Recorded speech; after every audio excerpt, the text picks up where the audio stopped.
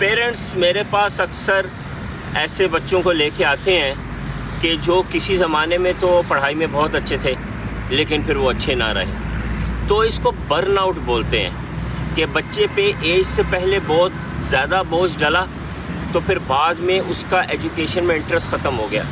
आइए ये बात मैं आपको ये टमाटर के प्लांट से समझाता हूँ। तो ये जो प्री मैच्योर फूल हैं, अगर ये फ्रूट में चेंज हो गए तो ये पौधा जो है ये ऐसे झुक जाएगा एक तरफ को, इसका नुकसान होगा।